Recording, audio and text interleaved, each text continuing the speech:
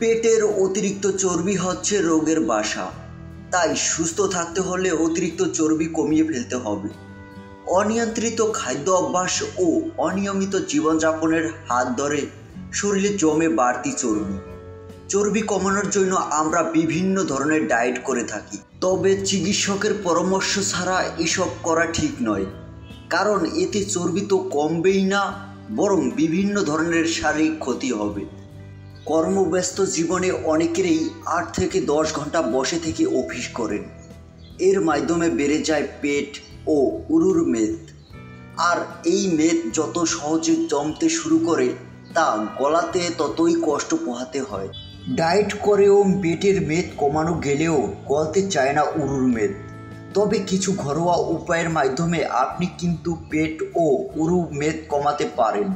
জেনে নিন 3টি উপায়।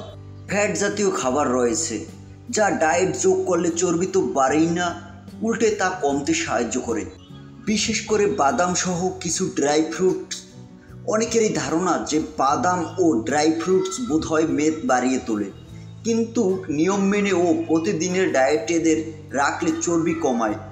আসুন জেনে নিন এমন কিছু খাবার সম্পর্কে যা খেলে অতিরিক্ত চর্বি কমবে। কাজু বাদাম খারাপ কোলেস্টেরলকে ভালো কোলেস্টেরলে পরিবর্তিত করে। এই কাজু বাদাম শরীরের প্রয়োজনীয় তেলের যোগান ও কিছুটা মিটিয়ে দিতে পারে কাজু বাদাম, তাই 4 থেকে 5টা কাজু বাদাম রাখুন। খেজুর উচ্চ ক্যালোরির ডায়েটে বিশেষ করে কাজে আসে খেজুর। এতে ক্যালোরি খুব বেশি ও সহজে পেট ভরে বলে ক্ষুধা কম লাগে। কয়েকটা খেজুর অনেকক্ষণ খিদে কমিয়ে রাখতে পারে, তাই প্রতিদিন 4 থেকে 5টা খেজুর রাখুন, এতে ওজন কমে যাবে। কিশমিশ স্বাদে মিষ্টি বলে অনেকে ফ্যাট আসার ভয়ে এই খাবারকে সরিয়ে রাখেন। আসলে চর্বি কমাতে এর ভূমিকা অসীম। কিশমিশ খেলে শরীরে রাসায়নিক বিক্রিয়া ঘটাতে শুরু করে, যা শ্বাস প্রশ্বাসের হারকে কিছুটা কমায়।